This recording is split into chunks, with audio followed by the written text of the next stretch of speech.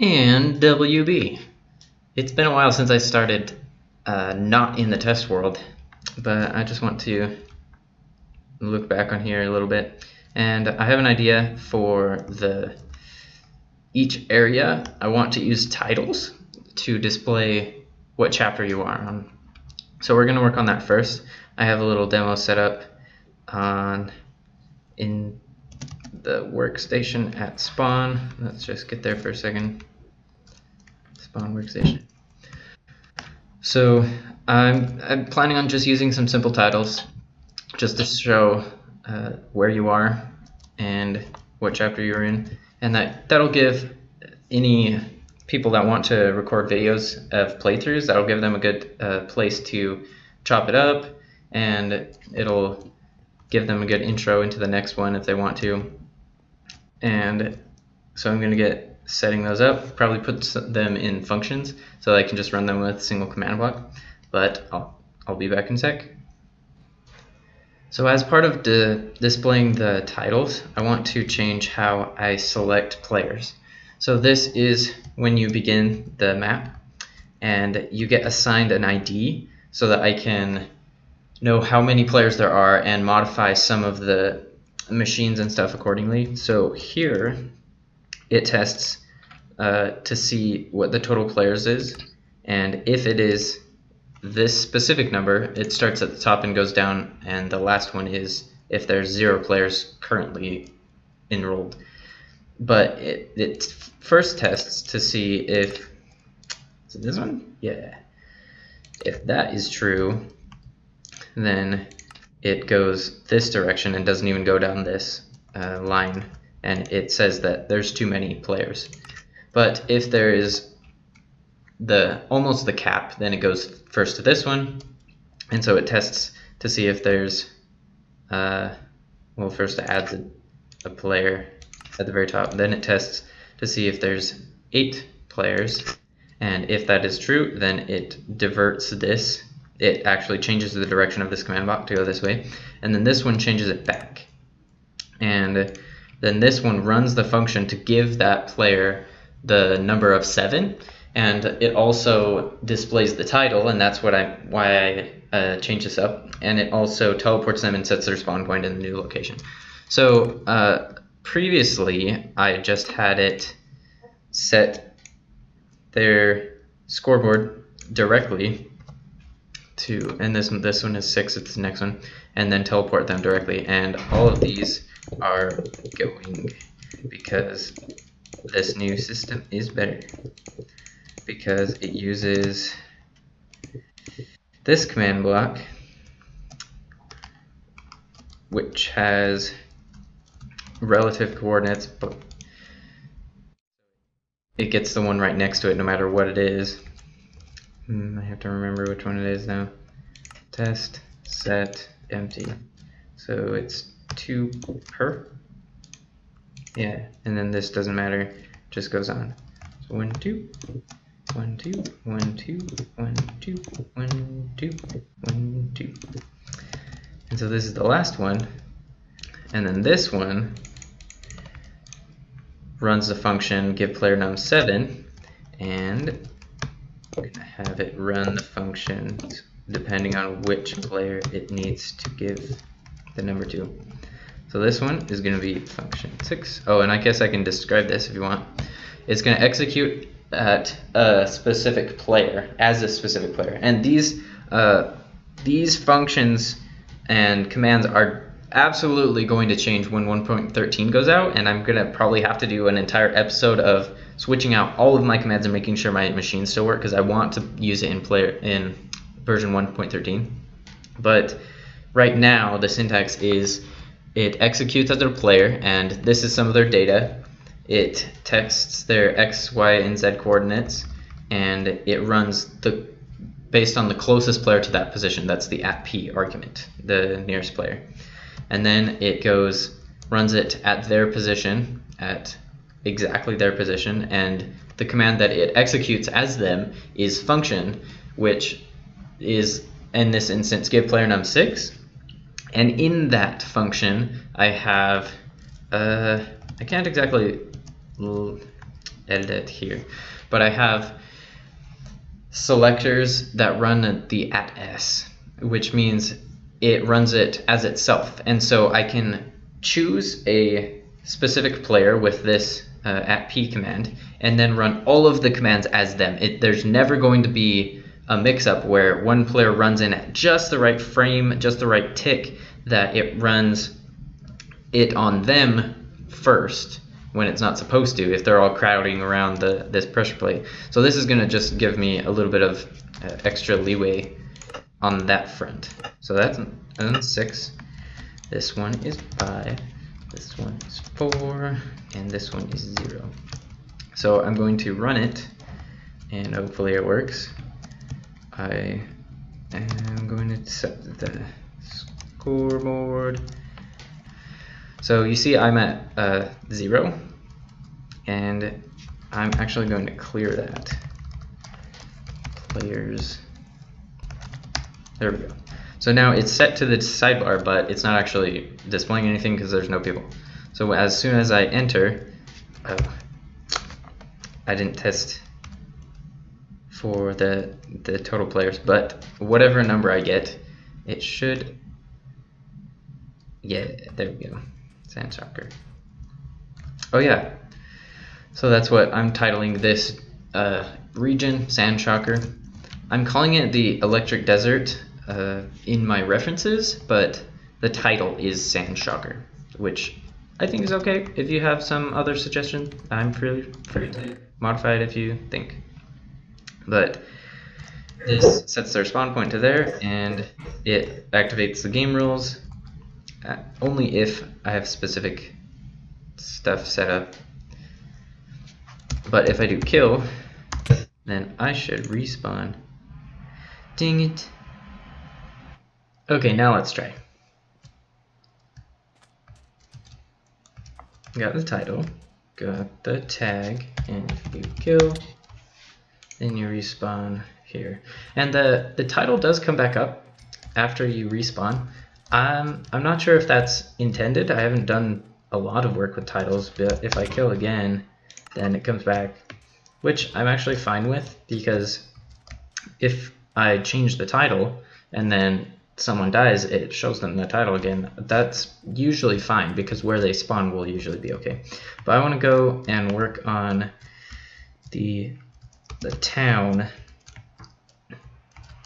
Whoops, that's good, because I want to get ready to work on the next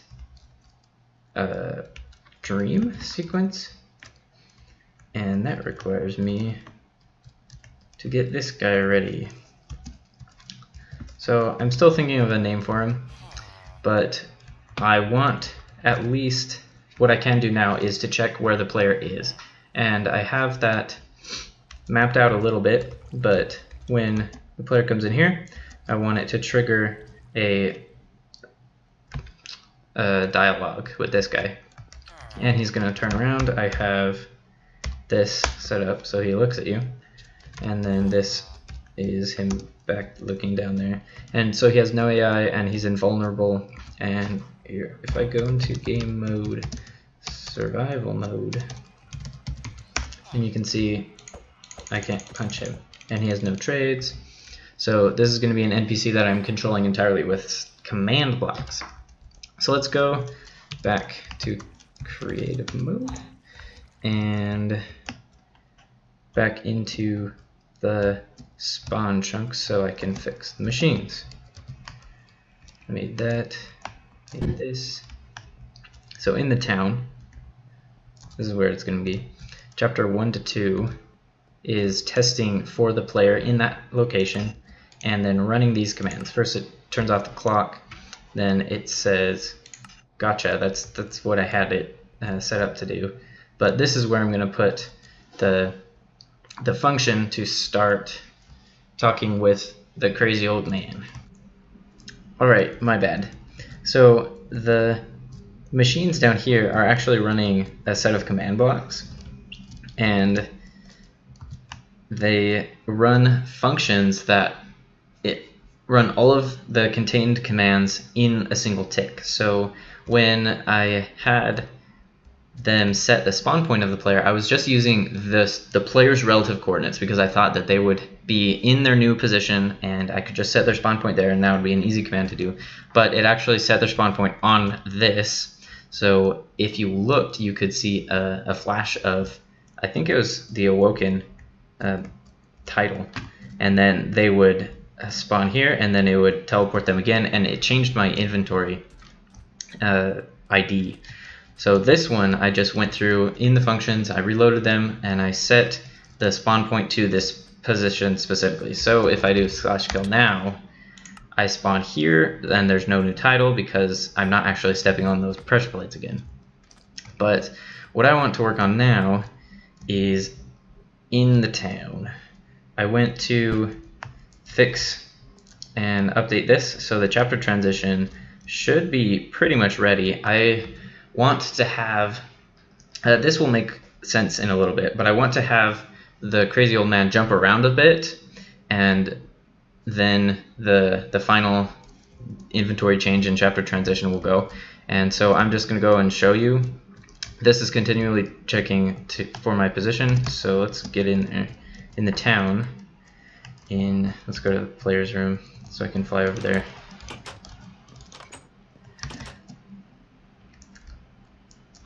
Underground. So when the player finally gets over here, they crawl up here, and then once they can see the NPC, oh, he's not set to look down, but that is implemented that he will look up, and he talks with them, and I'm designing him to be freaking out at this point. And that's when I want to have him jump around right there at the end, and then he shows up in your face. And there's the transition. I had the chapter set to chapter 0, so it's actually activating the next chapter. So that worked out right. It's supposed to give you a little bit of time before saying that. Then you walk in there and it activates that. And I think it actually might have started over this timer.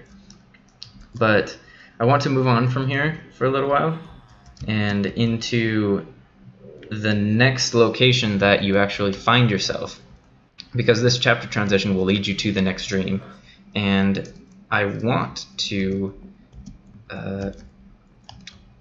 work on some of the terrain, and then I think I'll be out of time for this episode, but that means that I need to become a guru at WueorldPainter. I haven't really used this before. I think I've played around with it a little bit, but check this out. I just imported the world, and this is what the electric desert looks like in WueorldPainter. And I set read only to the chunks that I've placed blocks as a player, and so I don't mess up some of the structures. But check this out. This canyon would have been so much easier to make if I've used WueorldPainter instead of MC-Edit for the world. MC-Edit would have it was way useful for making the lab, the intersection 1. But check that out. It would have been so easy to just paint this canyon, and I think over here there's actually some sand that's bleeded out. But if I zoom way out, you can see this is spawn. What? And I think the town is over here. Yeah. And the other way is newly generated chunks. Is that? But I didn't change those. Maybe I'll need to change the mode.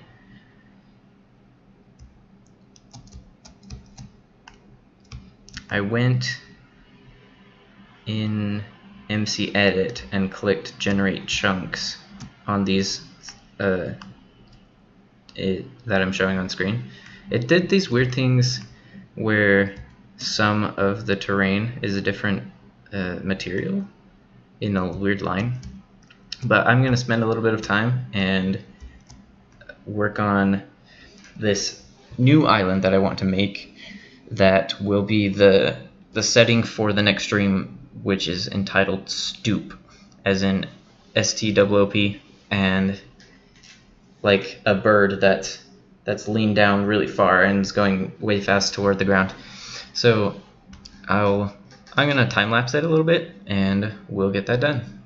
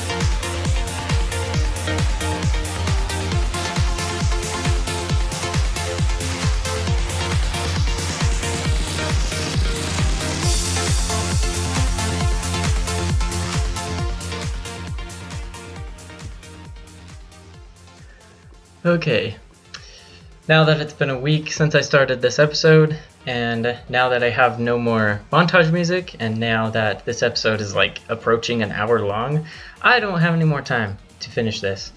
I have to upload it, I have to start rendering it. But overall, I am so happy with how this turned out. The town is going to go here, and I think I want to have you crash either up there or down here. And WueorldPainter is surprisingly easy to use. I didn't expect the simplicity that it would have. Let's not have this way up there. But yeah, I am really happy with how this has turned out.